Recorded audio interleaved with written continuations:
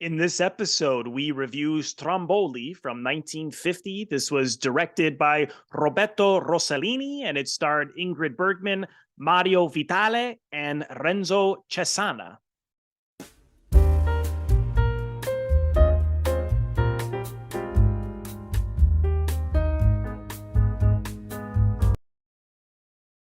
Welcome to Robert Bellissimo at the Movies. This is a YouTube video podcast exploring storytelling on film, as well as interviews with industry professionals who work in film, television, theater, among other areas of the arts. I want to welcome back to the show Gio Crisafulli, who is the chief entertainment critic at Noaft, as well as an actor, writer, director, producer, and editor. Joe, welcome back. It's always great to have you. Thank you, Rob. It's always great to be here. Do you remember the first time you saw this film? I imagine this wasn't your first viewing of Stromboli. Yeah, the first time I saw it was in college. Okay. And my appreciation for it at the time was less than it would become over time. But that was my introduction to Rossellini in general and whatnot. Are you a big Rossellini fan? In general, his various works. Yeah, I think he is just extraordinary. I think, and the funny thing is, the reason why it didn't, and his work didn't initially appeal to me when I was in college, is that even though I totally appreciated its historical context to cinema, it didn't speak stylistically to the things I was into. And but in the meantime, in the 20 years since I was in college, I really feel sort of that modern cinema all sort of begins and ends with Rossellini. And yeah, what he did with the form of cinema, with what would become norms of cinema. I mean, even the Cahiers du Cinema crowd said that. Who one might argue, Breathless, one might argue, sort of invented the modern movie. Even they said, no, look at Rossellini. Right. He's where we began. So Yeah. I think he's endlessly fascinating. Yeah, I totally agree. And what did you think on your recent viewing? How do you feel about this film?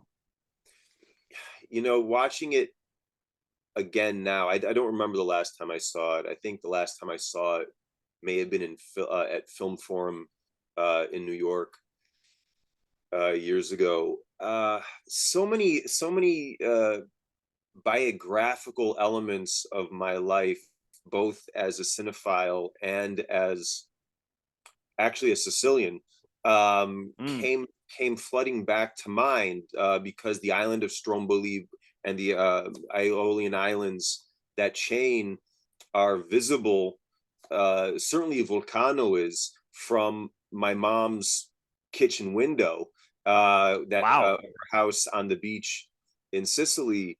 And all these elements, my my grandmother's brother was in an internment camp during World War II. My grandfather was a fisherman in Sicily, and there were times when I was a kid. There were one or two times as a kid where you would wake up and you would see the beach all packed with the boats coming from Vulcano, part of the island chain, because the volcano was erupting rather harshly, and right. They all, so what you see in the movie.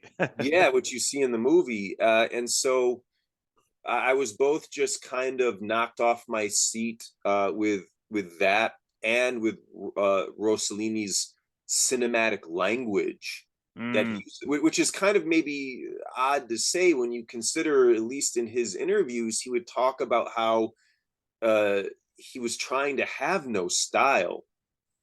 And of course, that itself is a stylistic choice. Yeah, right.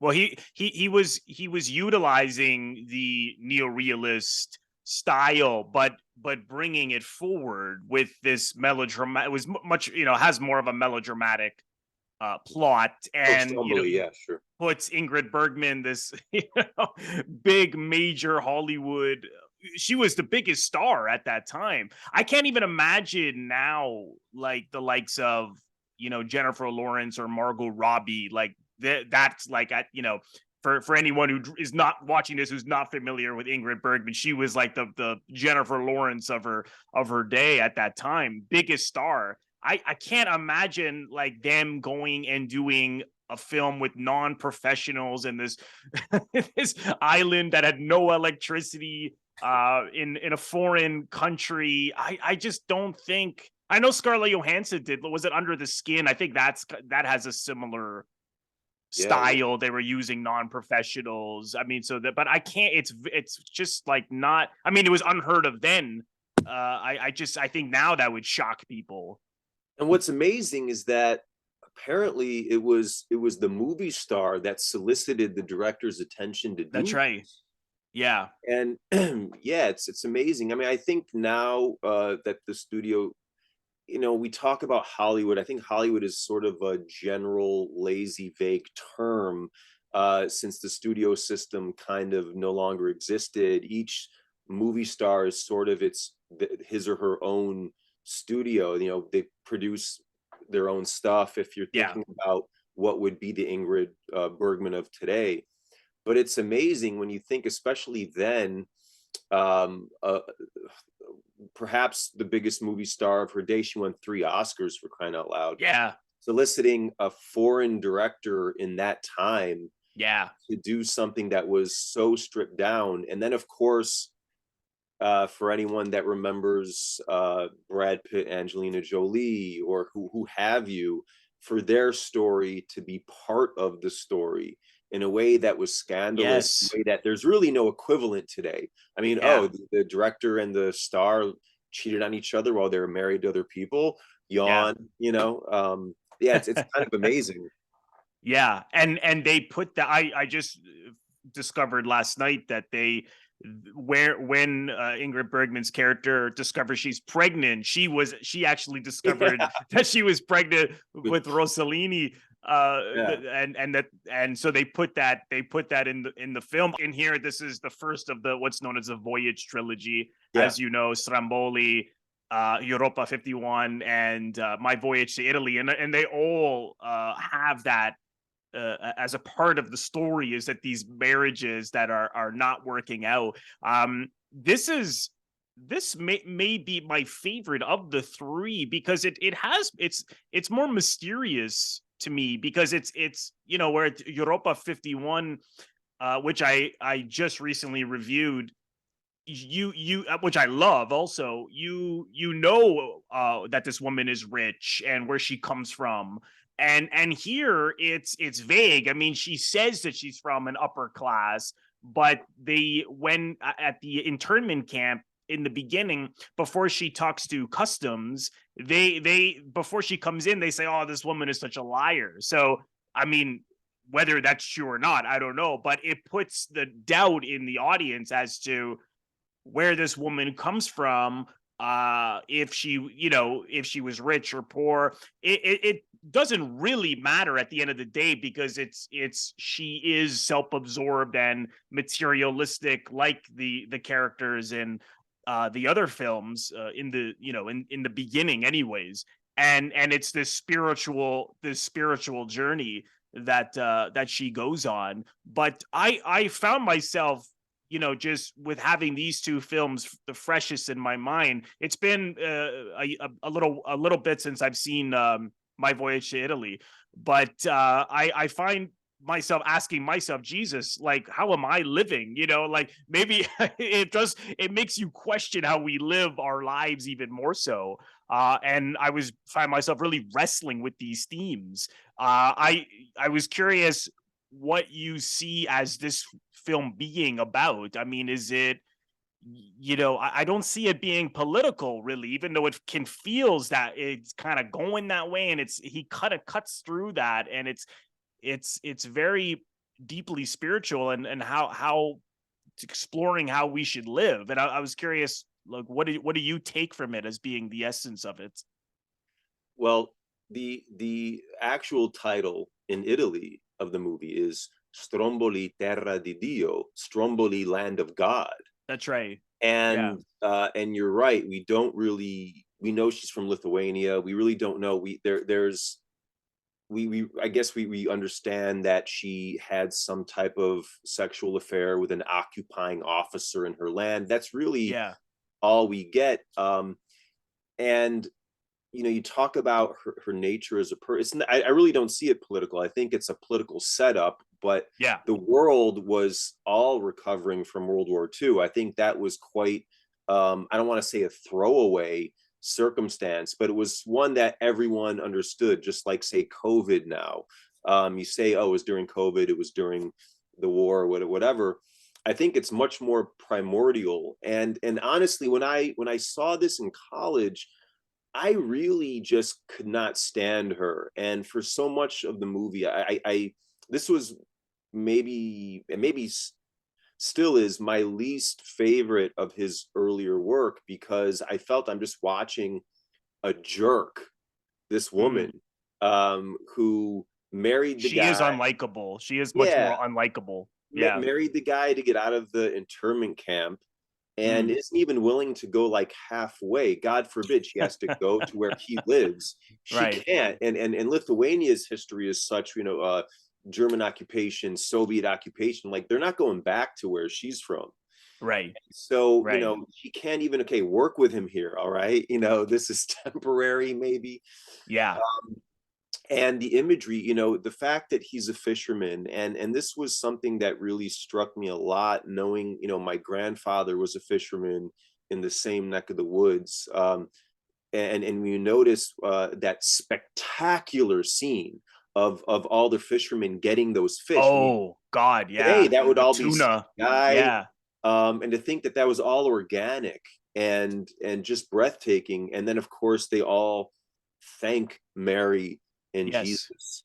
Yes. The towards the end, when the volcano is erupting and they're all fleeing the island and they realize they've all made it, the priest puts on his stole and they Yeah. all thank.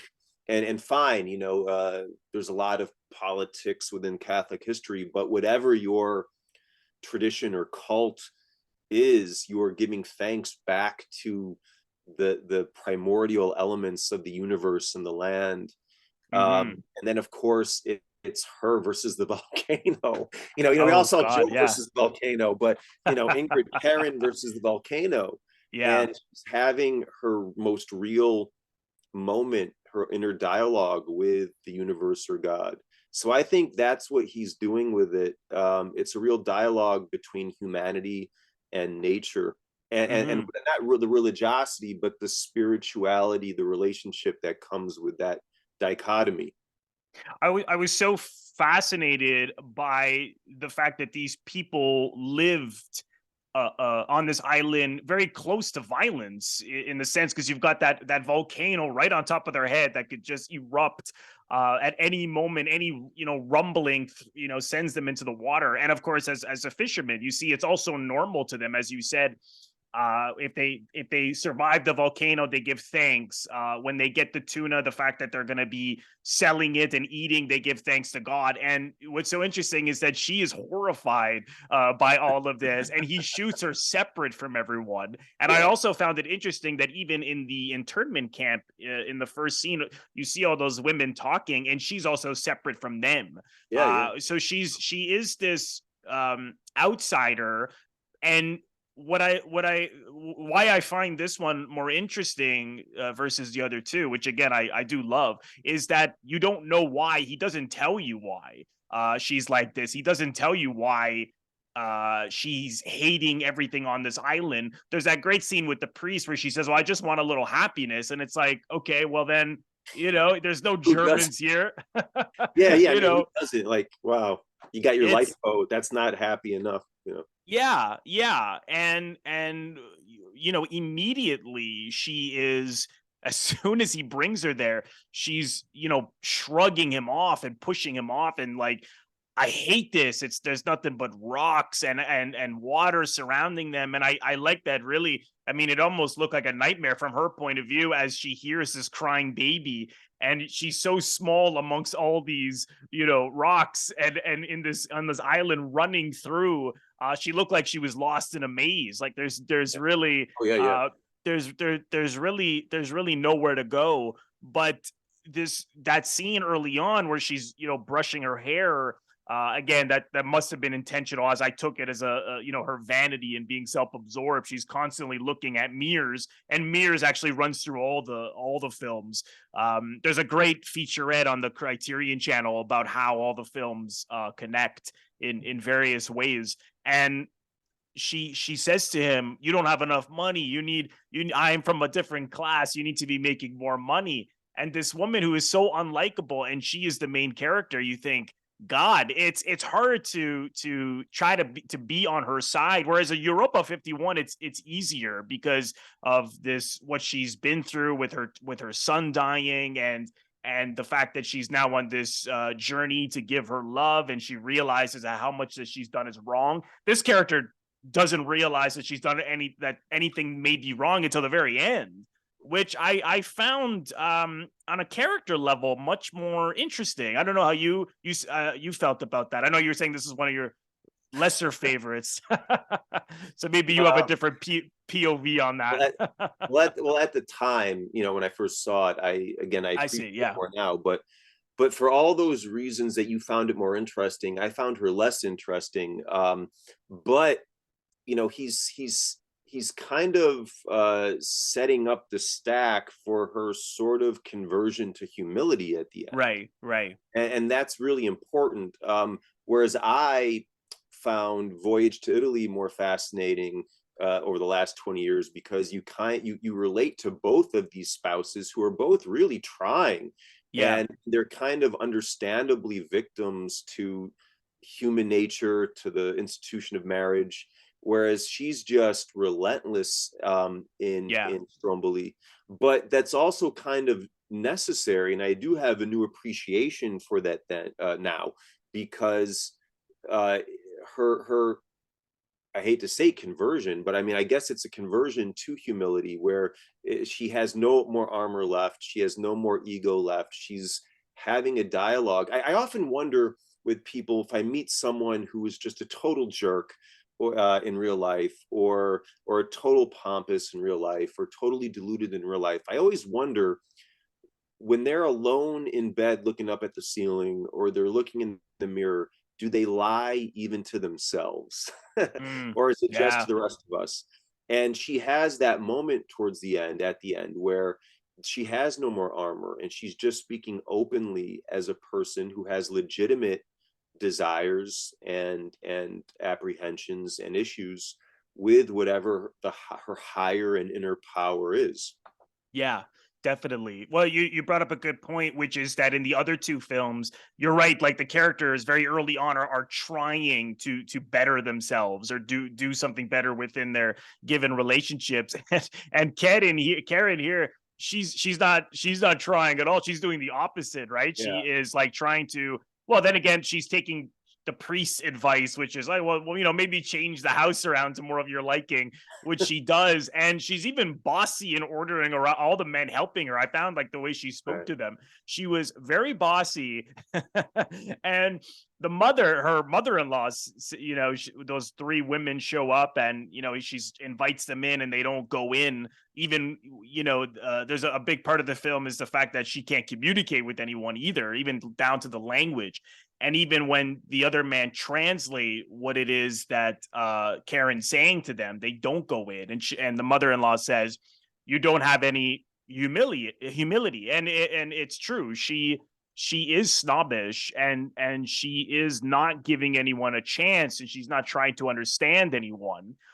Then again, with the exception of her husband, who I thought was trying, even though this is also over his head. This woman from another country, a very beautiful woman on this island that he's trying to please. I didn't necessarily feel that Rossellini was letting the others off the hook, because I don't see anyone was really trying to help her either, or was empathetic towards the fact that she's in this land. Like, this is something that she's never seen. This is a cultural shock, with the exception of the priest, of course. I mean, how did you feel that was something that he was communicating with the others, or was it meant to show, no, she's the one who's in the wrong here?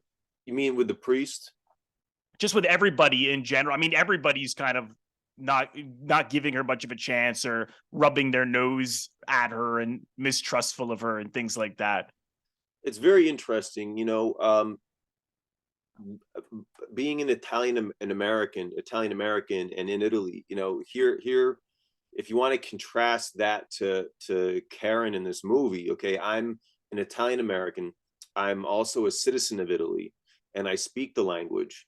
But I had the experience throughout my life that when I'm in my friends or family's small town, um, everyone knows I'm not from there. Everyone is kind of staring at me going down the street. Then they learn that you're from New York, and Yeah. America enough was this metaphysical construct in their minds. Or my wife is from the Dominican Republic, and when we're in the Dominican Republic together, even she, who clearly is now someone that's visiting from the States, and me, everyone is staring, and you're sort of not, I mean, not as if the circus is in town, but you're the, You're imagine the the outsider. going by, and then Yeah. this person, the man with no name, comes in on a horse. And so I think that people, I guess you would call it in Italy, that they have this expression, to show la bella figura, to show that you are of a good spirit, good faith, with respect to the people who are basically your hosts, and they will then return the hospitality. And I do think that in a lot of cultures, there's this sense of, when someone is so distinctly different, first, you have the that you present the bella figura, and that is going to be contingent on what you receive. And when you come down to it, that's a very basic nugget of humanity. True. Yeah. Even when you think of chi as the acknowledgement of the divinity in someone else, and she certainly doesn't bring that to the table. That's true. Yeah. So Yeah. could they cut her a break? Sure, but she is throwing herself at the priest, for Yeah. God's Yeah. sakes. Yeah. She is kind of flirtatious with the lighthouse keeper, Yeah. In the which water. That's such a today, great scene where they're all looking yeah, down at her in the water. right. Now maybe they take it to an extra level when the husband comes home, and American audiences may not understand what's being said, but even Spanish speaking audiences can recognize it, because it's really sort of the same term. When he comes home and all he hears from his neighbor's windows, cornuto, you've been, Yeah. the horns have been done to you. And I mean, that's a bit much. I mean, Right. she stumbled in the rocks and grabbed the guy's shoulder and whatnot. But so I do think there's a give and take. And she, I maybe I'm prejudiced towards her for the past 20 years, but I think she's not doing enough to say, hi, nice to meet you. That's true. Yeah. Um, how may Yeah. I fit into this landscape? Because it's really her in the entire landscape, Right. as evidenced even by the volcano and the fish, Yeah. that doesn't really fit together.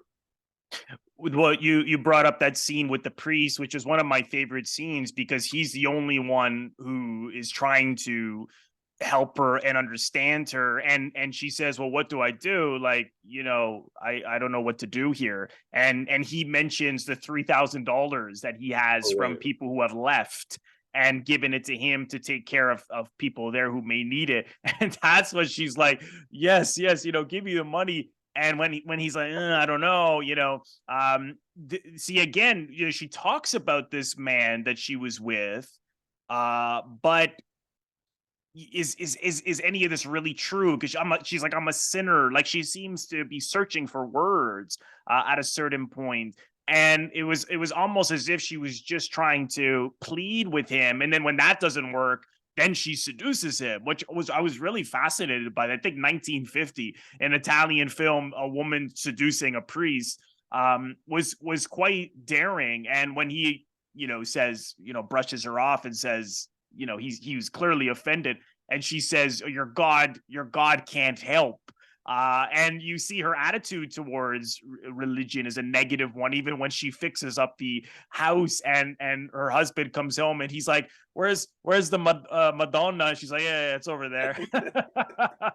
Right. Right. That I was so I don't know what it was about that I thought was so daring and so interesting that she would use sex as a way to get money. It's almost a femme fatale like nature, and of which of course we see later with the lighthouse keepers, that she tries to get money from him so she can leave. So this materialistic aspect to her is quite clear.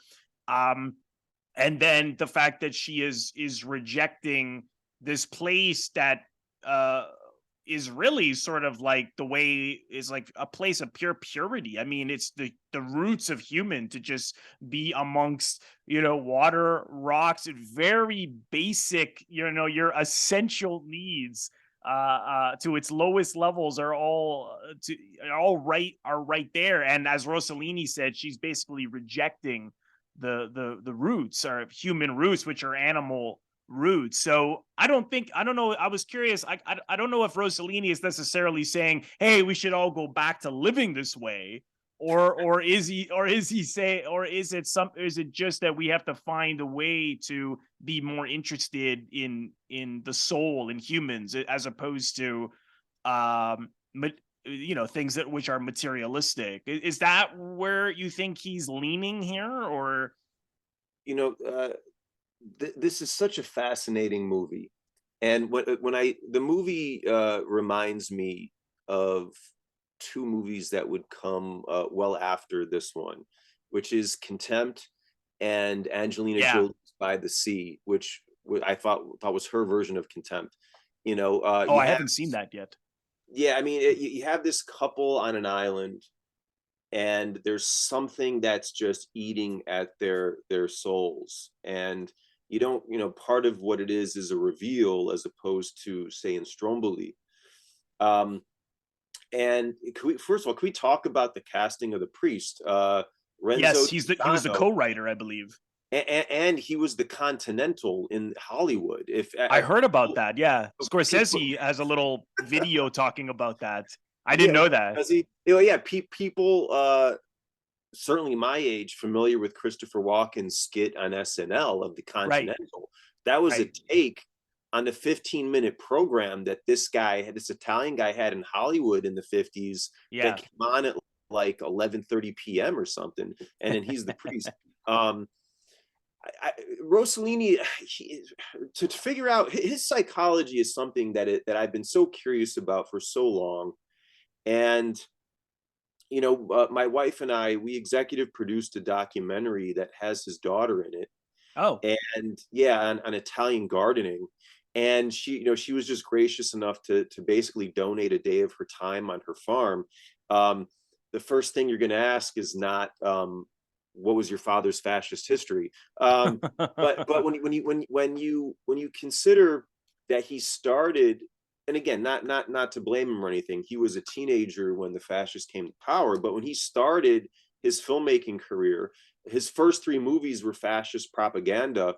yeah, As far as I know, he just wanted to make films, but you yeah. just weren't going to be able to do that. That was the machinery in place. Right, Um, and it wasn't, it was all things that had to do with Italian national pride, or that effort. It wasn't so much as things pertaining later on to the Holocaust or anything like that. right. But where he's coming from, as someone who basically was, I guess, a middle class in Rome, growing up, and going from being part of uh, the prevailing fascist establishment. And I would love to know what he today, for instance, what he would say about that. Um, to someone who then, in short order, became so synonymous with, in Italy, picking up the pieces after fascism, and showing the suffering that came of fascism, and what exactly, neorealism. If realism is showing uh, the everyday trials of particular people, as opposed to this heroic plot that we may associate with Hollywood, neorealism, I think, shows how these people are all, how these daily challenges and issues of people on the ground are shaped by their predicaments that are out of their control. And that Mm-hmm. sort of exemplifies what Karen's going through in the movie.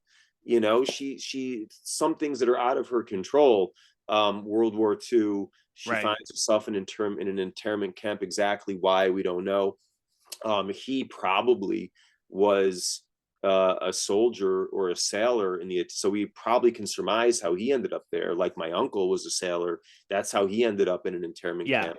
Yeah. Um, but then she's also in the predicament of her surroundings that are very primordial in terms of the earth and the sea. And so you know, we can surmise all, we can try to guess. Is Rossellini saying we should get back in touch with the salt of the earth things? I would like to think so. I don't know. I don't, when I say I'm a critic, I don't mean to say necessarily negatively, but something in the 20 years since I first was first exposed to neorealism, I sort of am a little critical in how it portrays the landscape of Italian psychology at the time, in that his neorealist films immediately after the war or during the war, Rome Open City, through Germany Year Zero, and whatnot, sort of in my mind portray an image of Italians as purely the victims of their circumstance, as opposed to people who, or enough of those people who freely chose to buy into Right. Right. um, the fascist circumstances that led to their suffering. Mm-hmm. And so, Mm-hmm. and so the artist that is expressing these things through his canvas, what his actual psychology is, I'm dying to know, and probably never will. That's a Right. very roundabout way of trying to address your question. Um, but in terms of what's on the screen, I think he's definitely saying that we have to deal with these primordial things. Mm-hmm. Whether or not he's saying we need to return to them, I don't know. Yeah. Yeah, it's something I've really been thinking of, and it's, you know, you're right. I mean, the neorealist films, as incredible as they are, you're right. They are exploring the Italians as victims, and of course, you know, of course they suffered and enormously, but they don't show the sort of complicity in it all, that really didn't come till later. I mean, in the 60s and 70s, you didn't see, you know, like Fellini's Amarcord, for example, is really about that. And there's actually I had the writer on my show. There's a book about European art house cinema that came out. You'd actually, I think, would like it, about the how Europeans explored World War II in films. And really early on, it was, you know, in every country that was occupied by the Nazis, a lot of those stories didn't show the fact that there were collaborations out of necessity. And this film has an element of that, because Karen, I mean, she's from Lithuania, but you certainly get a strong impression that she collaborated in order to survive. You know, she mentions the German officer. She marries this guy who she doesn't know. She says it off the top, hey, if I don't get my visa to go to Argentina, I'll just marry this guy. So she's doing what she feels she has to do, and you know, she's very beautiful, of course, and so she's using this to her advantage to survive. So this is an early sort of viewpoint of people having to, okay, well, he's a German soldier, but I need to survive here. I need to, whatever happened there. I mean, she only talks about it for a second, right? Yeah, you know, you and I are talking about this movie. Got okay, my math, 60, 70, 900, you know, 72. 70 years after it came Yeah. out, you know, and we're talking about these people who were in the thick of it, and literally, you know, still in the, not the afterglow, but the shadow of all these circumstances. And who knows? And that's applicable to so many things in life. You know, I, through certain degrees of separation, um, know the circumstance of this particular Hollywood actor who will remain nameless. And we were trying to get a script to him that he really believed in, but he couldn't do it because he had to do some other job that he really didn't care about. But he said, if I don't answer the phone, they're going to stop calling. And Right. so not to equate the Hollywood establishment with the nefarious forces of World War II, but it's such a human predicament to say, even if it's like, look, I'm going to direct one for them and one for me, the compromises that we have to make. Yeah. And my uncle, who was in an internment camp, he was he was in the Navy for Italy, and the Navy was one of the best things that Italy had going for itself as a nefarious force in World War II until the armistice. And the Navy being defeated is what had got him in an internment camp. And he would say that they fed him potato peels; those were his meals for Oh four my God. years. And Wow. it was an Orthodox priest that helped him help him get out. And he finally comes home a year after the war's ended, and people don't know if he's alive. He's just a guy that got drafted, you Yeah, know. exactly. And Yeah. when you think of Rossellini, who had it was his friendship with Mussolini's son that got his career launched. That's right. Yeah. Was he the person that made the choice to make these god awful decisions that really affected people? No, of course Of not. course So not. I Yeah. think that dichotomy that we have in humanity, maybe in a nutshell, might be the ultimate thing that his movies are showing.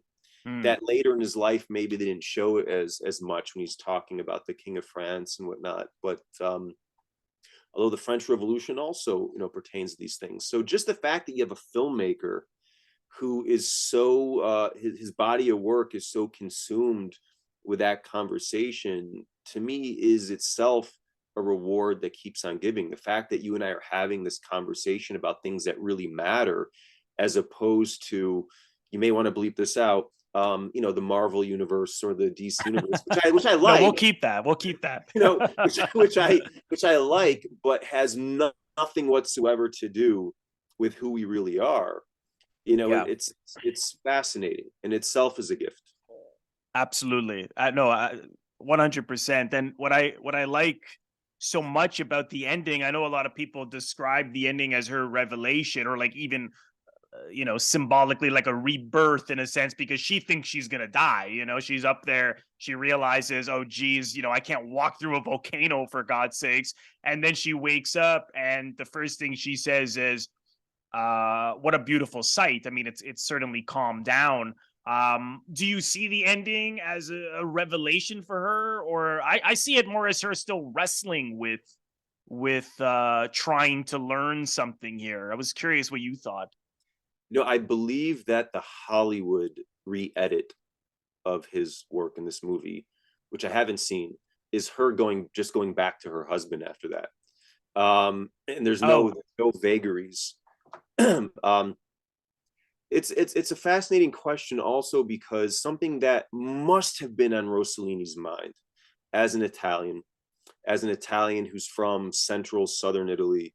Um, Part of the Italian origin story, and even predating Italy, is the notion of exiles in the Mediterranean, whether it's Odysseus and the Odyssey, whether it's the father of what would become Roman history, Aeneas in the Aeneid.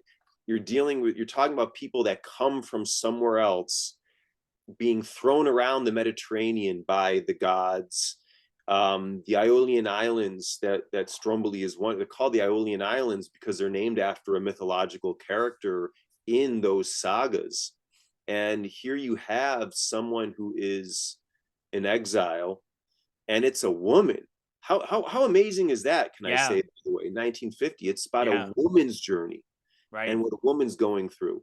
And of course, today we'd be like, forget the fact she has to marry a man, but again, that was kind of avant-garde, sort of, I think, at the time. And so I think that's right. kind of baked into the DNA when an Italian is making a movie of a volcanic island, that the ancient Italians called the lighthouse of the Mediterranean because it was constantly erupting, you know. Right. So I think that in true more European fashion than Hollywood fashion, the end is sort of open ended, but it's not with a bow on top. Yeah. Which of course Hollywood movies will throw even after the movie's done, and it would have been a perfect movie. They'll throw 5 minutes of kumbaya, isn't everyone cute? Everything's great. Yeah. And so I think it's up to and then that way I think that a lot of European directors, certainly Rossellini, is having a true relationship with the audience. Yes. Yeah, absolutely. Though he's inviting you to really participate. And what I like so much about it is that she contradicts herself in a number of things she says in that last scene. First, she talks about the site being, beautiful, but maybe that's just the relief that it's calmed down. Then she says, "I won't go back there; they're all horrible." And then she says, "Well, they don't really know. They know not what they do." It's like Jesus. She goes and I was even worse than them. So that she's gaining introspective and empathy. And then she asks God, like, give me the courage. Like, she's merciful God as she cries out for understanding. And what's interesting is earlier in the film, she's like, as we said earlier, she seemed to be not have a very good relationship with God. And so I think the fact that it's certainly not the, oh yeah, I've learned my lesson, I'm gonna be at one with these people. It is more that, oh, I've gained something, but God, show me the way. I mean, I don't know, like, I don't see this as being necessarily a religious film, even though this relationship is God, that she speaks of with God. I mean, obviously they're talking more about being amongst the people, and that's how you'll live perhaps the life that God wants you to live. I mean, I don't he sort of cuts through that, I find. I don't know if you see this as more of a Christian message, or is it just a universal message? Well, it is a truly amazing human quality, wherever you're from, whatever your beliefs, to having a belief in something greater than ourselves. And Right. that, even if you're atheist, that may be nature, whatever it is, Right. whether Right. you believe in a puppet master God or something in the middle, or the universe, or just the awe of nature. And that's an amazing human quality. Hmm. And Hmm. that is something that he is definitely, I think, venerating in this movie. And when you think about cinema, for me, cinema is the art form that is most like humans gathered around the campfire, talking about stories that allow us to wrap our imaginations around our cosmology. And again, just for all those reasons that someone like Rossellini, and even this movie, which is one of my least favorite of his, just I'm in awe. I'm in Yeah. awe. Yeah. Whether it's that with the volcano, whether it's this island as a relief from war, which is a man-made construct, or being that spectacular scene with the fish in the sea. It's just, to me, it's just awesome. Yeah.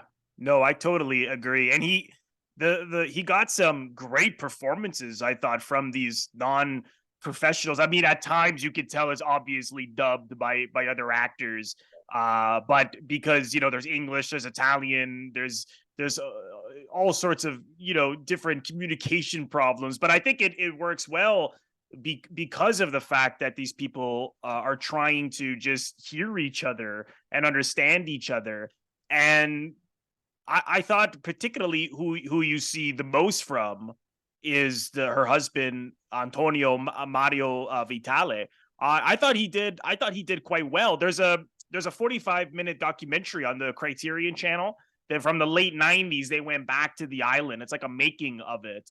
And they bring him on, and it was just incredible for him to see, like, the cameraman there, and he got really emotional, but he said he didn't even know what the hell it was going on. Like, and they were like, "What do you mean they're making a movie here?" Like, it's quite something. But I thought he did quite well. What did you think, just generally speaking, about the performances here? That's another thing. that just makes this just blows my mind regarding this movie. You know, you have non-actors. You mentioned Under the Skin, where okay, Scarlett Johansson decided to do this, but the guy had already made a movie with movie stars before by American standards, and Right, now right, she's going around in a van right. to with non-actors. Um, for her to do that, for if you'd have a movie star that's soliciting that, and then in Italy, it's fascinating because I've shot stuff in Italy where with non-actors, you know, I'm going to shoot something in this movie theater. The proprietors are kind enough to let me shoot there. They think it's just as cool that they run a movie theater, are going to be in a movie. Um, we've had non-actors in our movies because it was the only person that was that authentic. Scorsese puts his mom in his movies, and she's awesome. I honestly personally think there are an awful lot of moments in Stromboli where you can tell there's just two different energies going on. One is someone that knows how to use the tools of artifice, that's cinema, to create real behavior, and that's Ingrid Bergman. And then there's people who live their daily lives only in real behavior and don't know how to convey that through the tools of artifice. So I'm a little bit more of a critic in that sense of the dichotomy between the two forces at play. Although the husband I thought does okay. Yeah, Um, yeah. and the notion that like little child, I mean, for God's sake, she's even like, you know, no, Oh yeah, up a yeah, little bit. The being, and maybe, you know, being a director and a filmmaker, it's always it's on my mind. But for these people to be down for that, and to be down to hit their marks, let alone their lines and their behavior, is truly phenomenal. And it for kind of sure. speaks to the miracle that filmmaking actually is, this alchemy of Yeah. elements. Yeah, no, I mean, you see that in Pasolini's films too. I mean, it's like I was watching the Canterbury Tales and the Decameron not too long ago, which I also reviewed, and you know, again, you could see that okay, whatever he was trying to get at a certain an act, the non professionals he later dubbed and things like that, because like, you know, and it doesn't always match the emotion of the person dubbing, doesn't always match this person's reaction. But to me it never matters, because those faces, where you cannot get those faces at a casting office. You can these are Not from central the casting. Yeah. no, you can't. And to me, I would prefer uh to get these people, these from these regions and the streets, and use them. And he here I thought Rossellini made it pretty believable often. I mean, I was kind of amazed how well they did, people did, for the most part. And Bergman, you know, I always love her. I mean, she's has a depth which is really strong, and there's a different side of her here which you don't. I mean, I haven't seen every movie she's been in. I've seen quite a few. I never really saw her seduce anyone on screen before, because even though she's been in a number of love stories, they you know, the love stories happen very quickly. You know, people just fall in love with each other very quickly. So you don't see the chase perhaps of the man for her, or her for the man. And here with particularly the lighthouse keeper guy at the end, I mean, she sort of plays footsies with him. She looked like she was going to eat him alive. I mean, and she puts his hand on his shoulder. I was like, I'd never seen that side of her. And I thought, like, because she, you know, she's very beautiful, but she always um, plays characters who are upper class. She has a wholesome kind of quality. And I thought that was something I hadn't seen. And I thought she was really good. I mean, what did you think overall?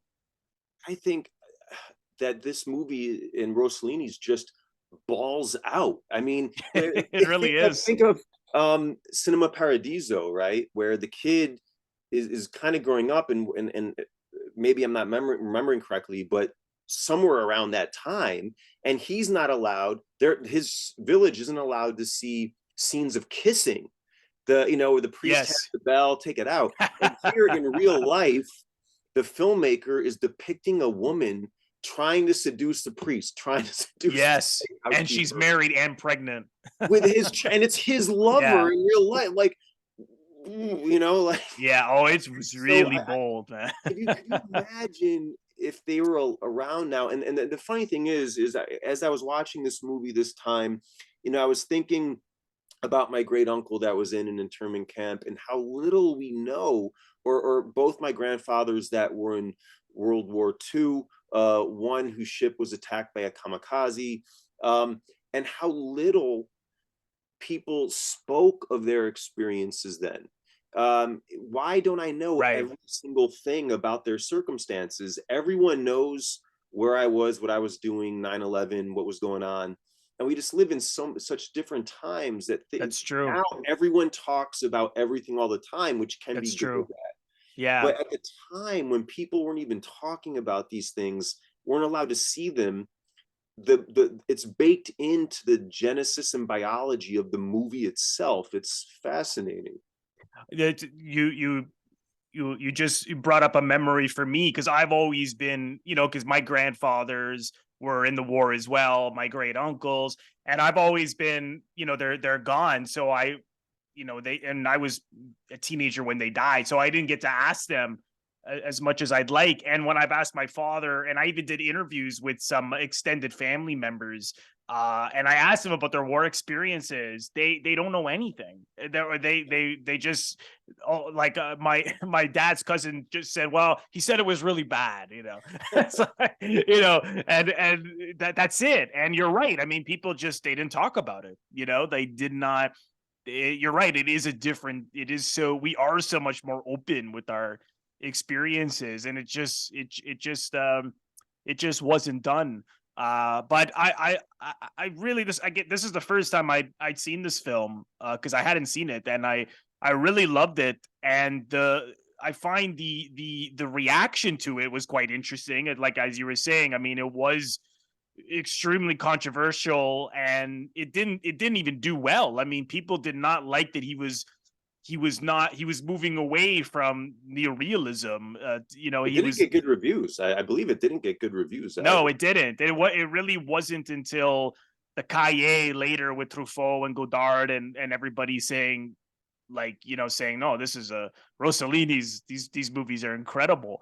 You don't have to be Fitzcarraldo or Apocalypse Now, um, but the what you see as the final movie is one thing, and then the making of it is such an adventure filled with Definitely. challenges that no one's Definitely. ever going to know that itself would be a fascinating movie.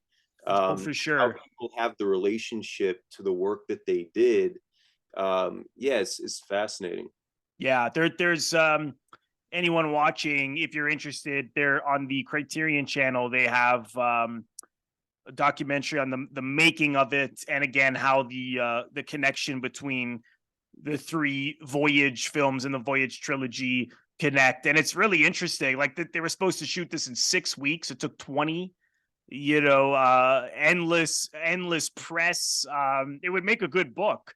I do have to say with Rossellini doing this movie, even though it's the end of say the neorealism that he was doing, but both, we were semifinalists at a Roman film festival for a movie we did under similar circumstances in Sicily with a volcano as a character, and we're dealing with these real elements of production design, for lack of a better word, and harnessing the ambiance, the environment, and the natural chi or force of the place into the canvas. And how amazing is cinema that you literally, like he does in each of these movies, especially this one, where he's harnessing the natural world as a force within his frame, and Yeah. with it his actual lover, with non-actors, and someone that's such a real actor that he is a writer in Hollywood as the priest, all these elements into something that becomes larger than their circumstance, Yeah. in cinema. It's just truly amazing. Yeah. No, it really, really is. I'm sure I'll be revisiting it again sometime down the road. I was going to ask a little bit about what you're working on, because you shot a feature, right? Just Yeah. in the summer. So where are we at with that? Is there anything you can mention? Yeah, some people go on a honeymoon after they get married. Other people shoot a feature. Other people shoot a feature motion picture. So we're in post production. The movie got postponed twice because of COVID. So being able to get through that was a heck of an accomplishment. And it was an extremely rewarding experience. We're in the midst of pre-production now. Hopefully, if we can finish pre-production in time, the movie will be doing a festival circuit starting next year. If we miss the You mean the first, You mean the post? Is that what you mean? You said pre. You mean the oh, post I'm so production? sorry. Yeah. No, yeah. If the post pre, I feel like I've been in pre-production since. But yeah, if post-production, the movie's called Children of God. If the post-production is done by the end of the year, then hopefully we'll make a film festival run next year. And if not, we'll have to wait, which may benefit the movie. So that's where we are. Fantastic. And where? Oh, sorry, boy Dante wants to be interviewed. I love it. It's funny when I reviewed Europa 51 last week, the critic I had on, his dog was also jumped on, and I'm thinking it's Rossellini, maybe. I don't know. It's the soul of Rossellini in these dogs. He stood by long enough hearing the conversation. He wants to be part. His name's Dante, because my wife and I are both writers. Fantastic. And I know Zio Chicho Cinema is where people can follow you on Instagram. Instagram and YouTube, yeah. On YouTube as well. Great. Well, I'll leave the links in the description box below where you can follow Joe and see what he's up to and what he's working on. Joe, thanks again for coming on. It's always a pleasure to talk cinema with you. So let's do it again. I'm sure we will. Always a pleasure, Rob. Thank you. Thank you so much, everyone, for watching and or listening. If you are currently listening to this on the audio version of my YouTube channel and you've run out of episodes to listen to, head over to the YouTube channel where every single episode that I have ever recorded can be found. Go to youtube.com/Robert Bellissimo at the movies. I want to thank all of my members on Patreon. If you're interested in becoming a member of my Patreon, head over to the link patreon.com/Robert Bellissimo at the movies for full details. And lastly, if this is your first time here on my YouTube channel, please consider subscribing. It is absolutely free to do so. By pressing the Robert Bellissimo at the movies logo, you will see it floating above my head in the top left corner to your top left in just a second. Just click on that and then click the bell in order to get a notification every time I release one of my new episodes or when I go live. Thank you so much, everyone. I will see you in the next episode.